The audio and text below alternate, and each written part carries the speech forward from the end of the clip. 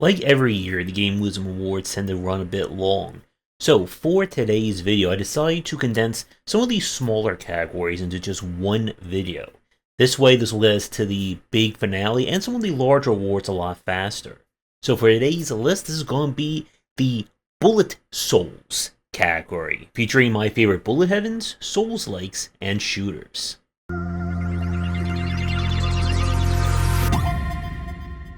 This year has been surprisingly small when it comes to the bullet heaven genre, but even with that said, the ones that came up on my list each kind of move things forward in a different and unique way. I already talked about, of course, the Castlevania DLC for Vampire Survivors in our first video.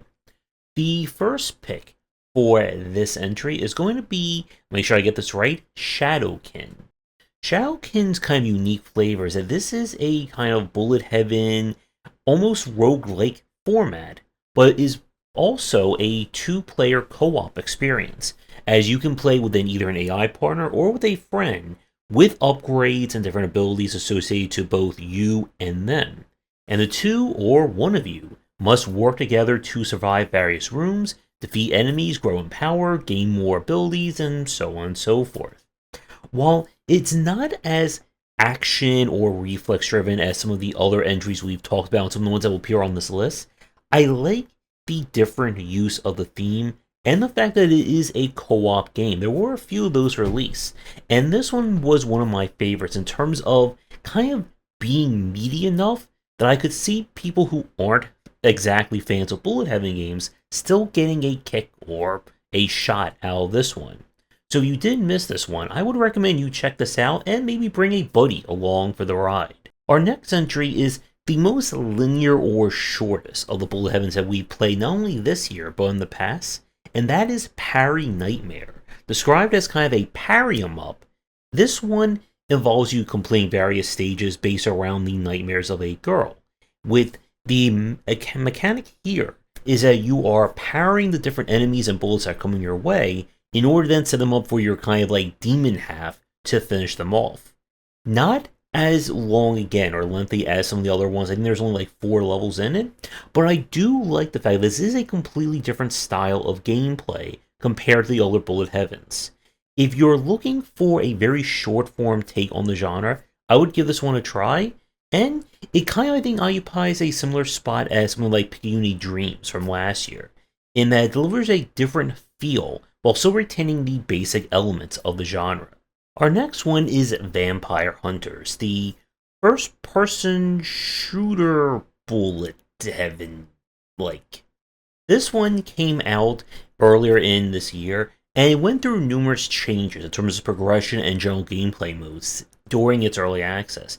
It now has kind of an actual arena-style game on top of the different kind of like runs through various parts of the castle and areas and so on. I like the use of the different weapons and, again, kind of fashioning your own build beyond just, here, just take 5 weapons and then run around for 20 minutes.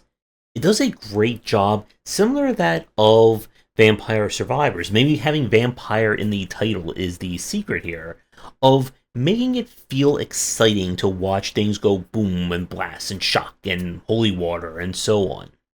If you're once again, not a fan of the bullet heaven genre, the basic elements of it, I would still give this one a try as it plays differently enough, I think, to warrant a look by everyone. And it also kind of signifies how we've been moving more towards more like interesting takes on the gameplay of the whole genre, which is also a good segue into our next pick. For the last of the favorite bullet heaven side of today's video, it is Halls of Torment. This was the first attempt at kind of the whole like idea of a bullet heaven, even going back to like so Crimson, was it Crimson Head or one Crimson Land? I'm sorry. And for our last part of the bullet heaven side of today's video, it is Halls of Torment. This one kind of harkens back to some of the original ideas of something like Crimson Land, in that there's a lot more to the progression side of things.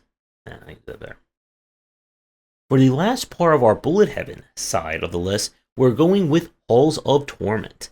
Halls of Torment represents kind of like this growing evolution to add more elements to the decision making of a bullet heaven beyond just give someone a fancier sword, have their gun shoot shinier bullets. And to it, we go from shooting enemies to essentially taking the Diablo formula and bringing it to this particular style, as you'll collect various loot, complete lots and lots and lots of goals to unlock additional upgrades, items, new characters, and so on, along with having a little bit more of like a story or theme from each level. The different gear operates as kind of the meta progression in this one, on top of completing the goals as well. And it's going to be very interesting to see how Death Must Die, the other in this particular style, is going to handle things. But Halls of Torment is definitely on the kind of like iterative side of the bullet heaven genre. So if you're still looking for more bullets to heaven to, then definitely give this one a try, and it'll be again interesting to see where things will go in 2025.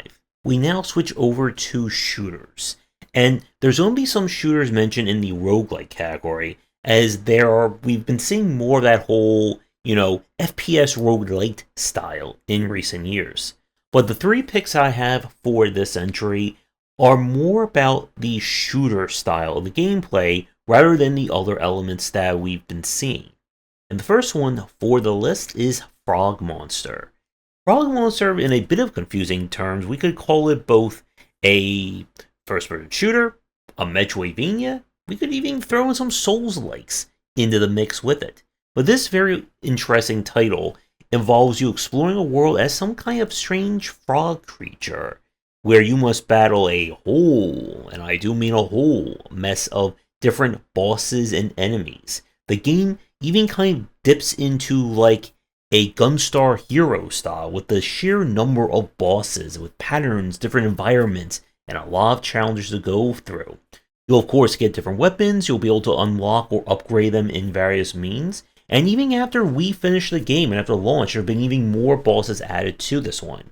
It is a very challenging game nonetheless. Expect to have to do a whole lot of dodging. I don't know if they've done any bounce patches or difficulty patches since we last played it, but this is a really solid shooter, and still having these additional elements without them kind of distracting or getting in the way of the FPS gameplay. So if you did miss this one, and looking for a very unique and challenging game, then you definitely want to check it out. For our next entry, we're going for a little bit of humor with Bears in Space. This one's been in development for a very long time, and what we have here is kind of an arcade-style shooter with the rapid-fire nature of jokes that we've seen from a lot of games as of late, as you and your bear-like companions / morph together must escape a planet full of killer and witty robots, as you'll explore, find lots and lots of puns and references, and go bang bang a whole lot. If you're looking for an evolutionary take on FPS design, this is definitely not it.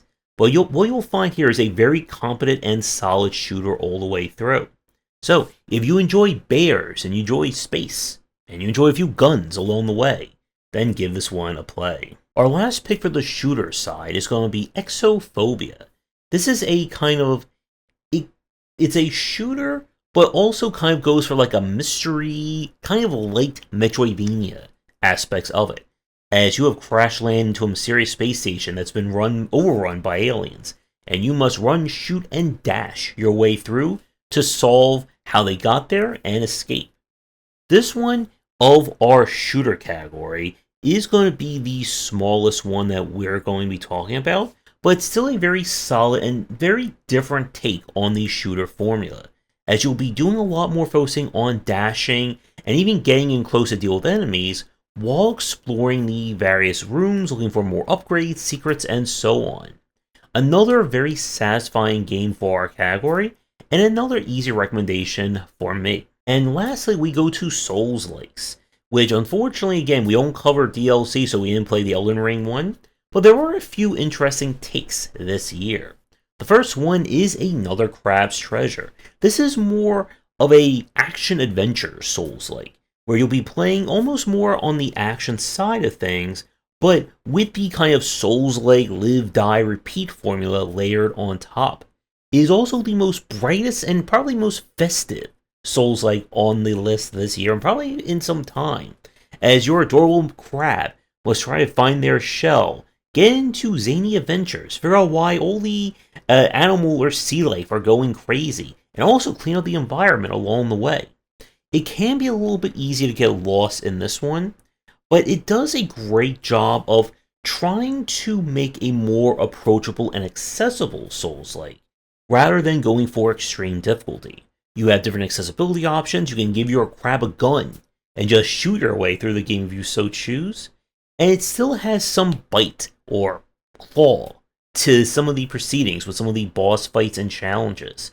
If you didn't miss this one, and looking for a more brighter and happier take on the Souls-like design, then give this one a play. We go from the undersea life to shapes with Void Souls.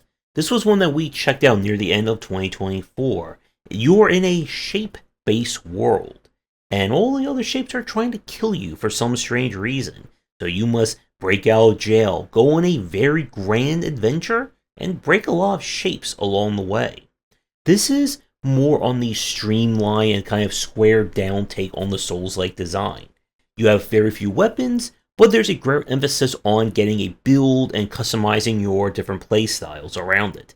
Still a very challenging game, as whatever you choose as that playstyle, you're going to have to roll with it, because you can't exactly go into dodge mode if you decide to invest in heavy armor and kind of tanking and shielding your way around.